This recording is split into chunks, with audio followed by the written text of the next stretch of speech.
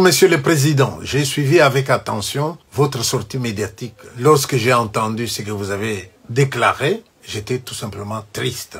Triste pourquoi? Parce que je me suis dit, si l'intention est bonne de trouver des solutions à la situation actuelle, parce qu'il faut bien qu'on trouve la solution, mais la manière dont vous vous y êtes pris, Monsieur le Président, j'étais parmi ceux qui sont déçus. Déçus pourquoi? Parce que vous faites un diagnostic, vous analysez, vous trouvez les causes et vous proposez des solutions. Mais votre analyse me semble subjective.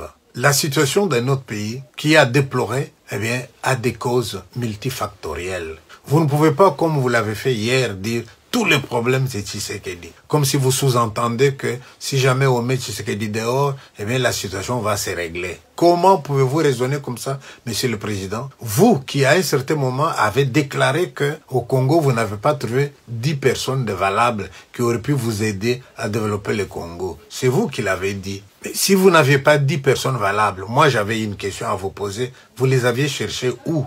Et si vous ne les avez pas trouvés, Tshisekedi, lui, les aurait trouvés alors. En disant ça, Monsieur le Président, je sais bien que tout celui qui a occupé une petite parcelle de pouvoir dans notre pays a cherché à s'en mettre plein les poches. Posez la question à quelqu'un au moment où il entre au pouvoir et au moment où il cède ce poste-là. Combien il avait dans le compte bancaire et combien il a à la sortie? Combien il avait de biens, combien il en a à la sortie? Ça serait une question intéressante. C'est bien facile d'accuser les gens d'être des tribalistes. Laissez-moi vous dire, Monsieur le Président, que dans des pays où les choses se passent normalement, ils ont des moyens pour savoir qui détourne l'argent. On peut regarder les trains de vie de quelqu'un. On peut regarder les constructions dans Kinshasa et ailleurs. Quand vous regardez ces constructions-là, ces maisons sont occupées par des gens d'une même ethnie, l'ethnie que vous visez. Faites attention, Monsieur le Président, sur ce point-là. Quand on sait qu'on a stigmatisé une ethnie, n'importe quoi, c'est cette ethnie-là. C'est donner l'occasion aux autres de s'en mettre plein les poches. Pendant qu'on accuse les,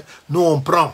J'ai vu une vidéo où on pose la question à M. Museveni pour savoir pourquoi il intervenait dans notre pays. Et Museveni a répondu que c'est nous qui avons amené Kabila au pouvoir. Ce n'était pas gratuit. Cela donc montre que depuis l'arrivée de votre père, il y a des deals que vous aviez faits avec ces présidents-là qui pillent chez nous. On prend l'exemple de notre Bagaza. Il a dit lui aussi, qu'est-ce que nous faisons ici? Traversons. De l'autre côté, il fait beau. Et quand la journaliste lui dit, les problèmes du Burundi doivent trouver leur solution là-bas, il a répondu, nous y sommes déjà. Je ne vous parle pas de M. Paul Kagame, qui lui n'est jamais au courant de rien. Ce qui se passe au Congo, c'est pas l'affaire du Rwanda, c'est une affaire entre Congolais. Nous aurions bien voulu avoir votre point de vue sur ces choses-là. Oui ou non, tous ces présidents que je viens de citer interviennent dans notre pays. Y a-t-il aussi un autre président qui a été désigné pour la médiation entre un groupe et un autre, qui lui aussi en partant, il se retrouve propriétaire des carrés miniers? C'est des choses réelles ou c'est des accusations fausses? Si tout cela est vrai, Monsieur le Président, c'est ça qui cause les désordres dans notre pays, la convoitise.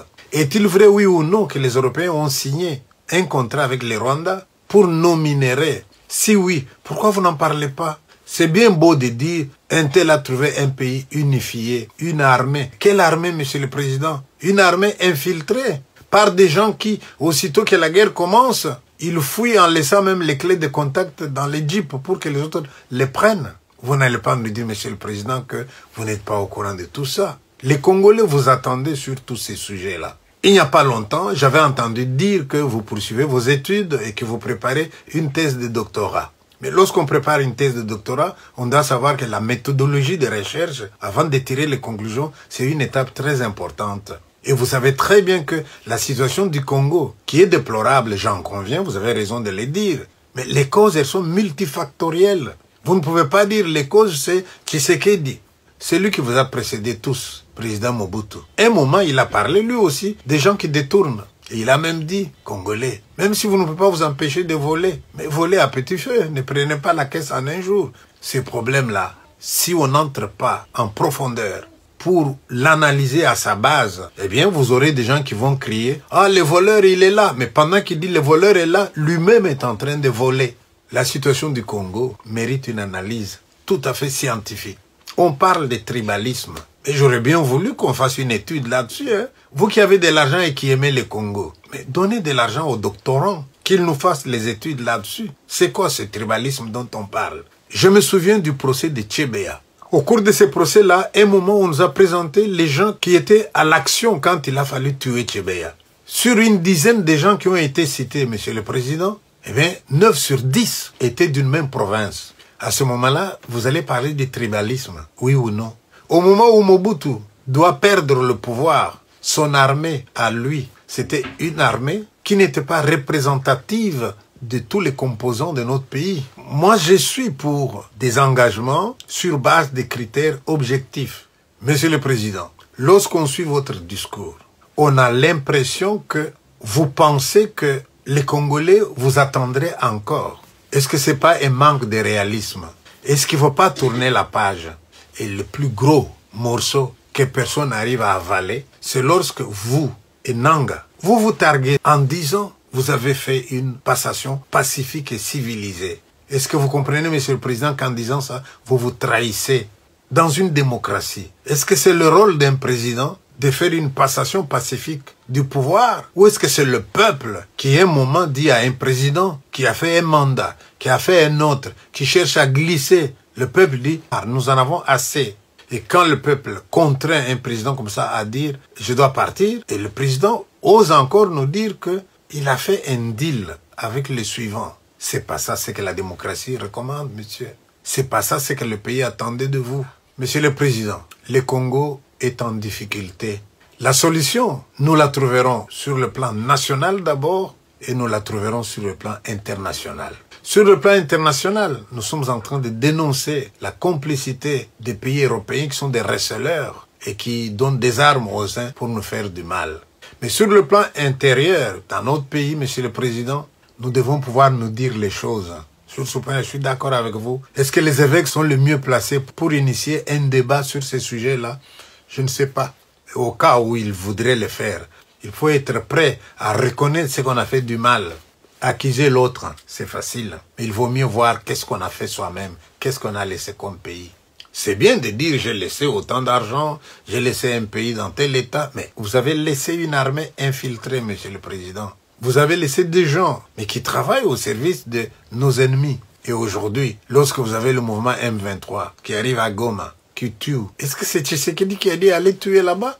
Vous avez de l'argent prévu pour dédommager les gens qui ont été blessés à Kisangani. Lorsque le Rwanda et l'Ouganda se sont affrontés, ces gens-là, est-ce qu'on les a reçus quand ils ont envoyé leur délégation à Kinshasa? Ma conclusion, Monsieur le Président, il faut qu'on trouve des solutions, d'accord. Mais arrêtons de nous accuser si nous n'avons pas d'abord reconnu nos torts. Les causes de la situation actuelle du Congo sont multifactorielles. Mettez des experts qu'ils vous trouvent toutes ces causes-là. Une fois qu'on les a trouvées, monsieur, il faut que chacun d'entre nous accepte de jouer son rôle. Celui qui a fini de jouer son rôle, qui est parti, qu'il accepte que son temps est passé. Il est parti. On ne peut pas être parti tout en continuant à tirer des ficelles. C'est ça le pacte que vous aviez fait. Et lorsque Nanga aujourd'hui dit c'est grâce à moi que Tshisekedi est devenu président, qu'est-ce que vous pensez que les autres candidats à ce moment-là peuvent penser? Est-ce qu'ils sont de cœur avec vous ou bien ils sont contre vous?